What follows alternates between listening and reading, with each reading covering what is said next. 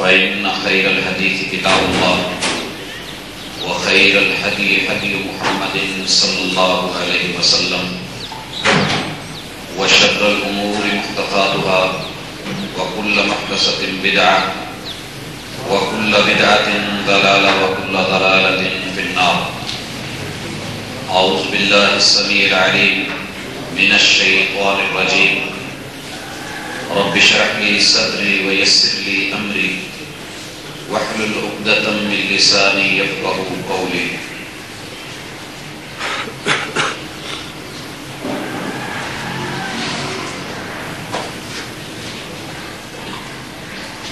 بنتے ہو وفادار وفا کر کے دکھاؤ. کہنے کی وفا اور ہے، کرنے کی وفا اور. زندہ دل بزرگوں، شیر دل نوجوان بھائیوں،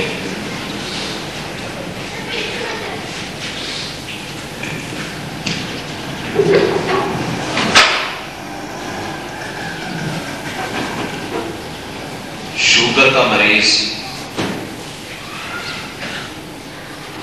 اگر اس بات پر اڑ جائے کہ میں مریض نہیں ہوں، یہ بات اس کے لیے زیادہ خطرناک ہے. اگر واقعتاً اسے شوگر کی بیماری ہے، وہ تشخیص کرانے کے لیے تیار نہ ہو، اور اگر کوئی تشخیص کر کے اسے بتائے کہ آپ اس تکلیف میں مبتلا ہیں، یہ آپ کے وجود کے اندر کے سسٹموں کو تباہ و برباد کرنے پر تلی ہوئی ہے، آپ اس کا علاج کیجئے، تو اس شخص کی خیر خواہی کرنا مشکل ہو جاتی ہے. دنیا کے اندر جب صورتحال یہ ہے تو دین کے اندر بھی معاملہ کچھ ایسا ہی ہے. کائنات کے امام علیہ السلام نے فرمایا الدین النصیحہ، دین ہے ہی خیر خواہی، لوگوں کے ساتھ اچھا معاملہ اور ان کا بھلا چاہنا، یہی دین ہے. اگر آپ خیر خواہی کرنے پر تیار ہو تو اس سے بڑی ضروری چیز یہ ہے کہ اس خیر خواہی کو تسلیم کرنے کے لیے، لینے کے لیے اگلا بھی فرد تیار ہے کہ نہیں. یہ وہ پہلی چیز ہے جس کو سمجھے بغیر نہ تو افراد کی تیاری ممکن ہے، نہ برائی کو بدلا جا سکتا ہے، نہ اچھائی اس کے اندر منتقل کی جا سکتی ہے، اور نہ ہی وہ فرد اپنی غلطیوں سے یو ٹرن لے کے کبھی واپس لوٹ سکتا ہے. اس لیے آج کے دور میں اسلام بھی ہے، مسلمان بھی ہیں، نام بھی ہے، محنت بھی ہو رہی ہے، فرق بھی ہو رہا ہے. لیکن حضرات، اگر صرف یہی ہوتا تو مالک کبھی قرآن مجید میں یہ نہ کہتے کہ اے ایمان والو ایمان لے آؤ، یا ایھا الذین آمنوا آمنوا، کہ اے ایمان والو ایمان لے آؤ. اگر ایمان پہلے بھی ہے تو پھر اللہ کس ایمان کا حکم دے رہے ہیں؟ حاصل شدہ چیز کو حاصل کرنا کیا معنی؟ جو پہلے ہی پاس ہے اسے پھر پاس لانا کیا معنی؟ پتہ یہ چلا کہ یا ایھا الذین آمنوا انسان کی اپنی سوچ کے مطابق، اپنے فہم کے مطابق، اس کے دعوے کے مطابق، اس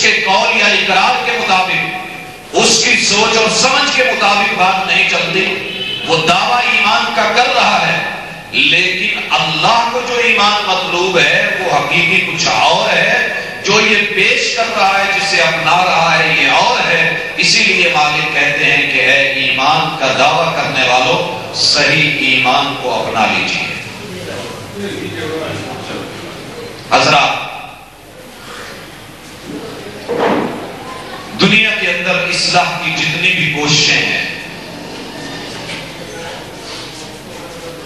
یہ تب تک کامیاب نہیں ہو سکتی جب تک معاشرے میں لوگوں کو بگاڑ کا پتہ نہیں چل جائے کہ صحیح کیا ہے اور غلط کیا ہے، اصلاح کیا ہے اور بگاڑ کیا ہے.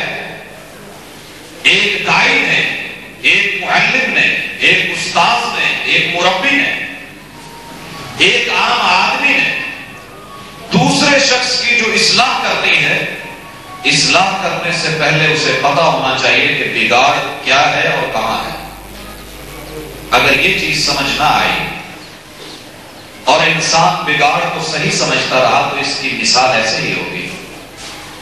ایک شخص کے پاس ڈرائیونگ لائسنس ہے، گاڑی کو ڈرائیو کر رہا ہے، ریس دیتا ہے، گاڑی بھاگتی ہے. کچھ دیر کے بعد گاڑی گرم ہوتی ہے. اگر اسے اس نقص کا فہم نہیں ہوگا، سمجھ نہیں ہوگی تو یہ اس کو مزید بگاڑ دے. ایک وقت آئے گا انجن سیز ہو جائے گا، گاڑی بند ہو جائے گی، سفر رک جائے گا، نقصان ہوگا، وقت بھی برباد ہوگا. لیکن اگر اسے یہ سمجھ ہے کہ گاڑی گرم ہو رہی ہے وہ رکے گا، وہ اس کو مزید گرم نہیں کرے گا، اس کو ٹھنڈا کرے گا، نقص کو پکڑے گا. بگاڑ کا پتہ ہوگا تو اس کی اصلاح کی جائے گی.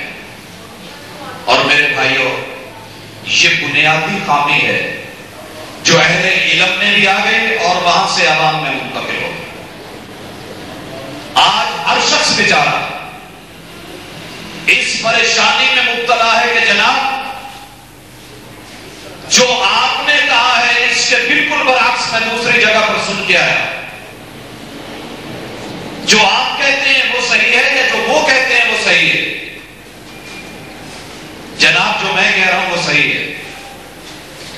پھر سوال آتا ہے کہ جناب ان کا جبہ آپ سے لمبا ہے، ان کا جسہ آپ سے بڑا ہے، ان کی داڑھی آپ سے بڑی ہے، ان کا امامہ آپ سے بڑا ہے، ان کی گدی آپ سے بڑی ہے، وہ ذات کے سید ہیں، آپ کی بات ان سے زیادہ صحیح کیسے ہوگی؟ پھر عوام بیچاری اس کی حالت وہی ہوتی ہے جو آپ کے یہاں بادامی باغ کے لاری اڈے کے اوپر ایک فیملی کے ساتھ جانے والے مسافر کی ہوتی ہے. مرد کو کوئی پکڑ لیتا ہے، بیگ کوئی چھین کے لے جاتا ہے، بچوں کو کسی نے پکڑ رکھا ہے اور بیوی کو کسی اور نے گھیر رکھا ہے. اور پھر اس کا جو اس عالم میں حشر ہوتا ہے، حالانکہ جانا اس نے اسلام آباد ہی ہے لیکن پکڑا اس انداز سے یہ ہے. اب اگر انسان کو صحیح علم نہ ہو کہ کون سا اڈا ہے جہاں سے ٹائم صحیح نکلتا ہے، ٹائم پر پہنچاتا ہے، کمپنی ہے، موٹر وے سے جا رہی ہے، وگرنہ یہی ہوگا کہ شاید مرید کے میں جا کے بک جائے یا گجرا والا جا کر کے بک جائے. تو دونوں چیزوں کو اب اس کا حل کیا ہے؟ اس حل کی طرف نہ عوام آ رہی ہے نہ اہل علم آ رہے ہیں. بھائیوں وہ حل یہ ہے کہ ہم اتنا سا اختصار سے سمجھ لیں کہ جو چیز ہانڈی میں ڈالی جائے گی، جو ہنڈیا میں ڈلے گا وہی چمچ میں آنے والا ہے.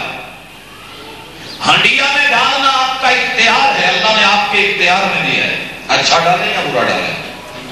لیکن جب ہنڈیا میں ڈل گیا تو ڈلنے کے بعد جو وہاں پکے گا چمچ میں صرف وہی چڑھے گا. جو چمچ میں آئے گا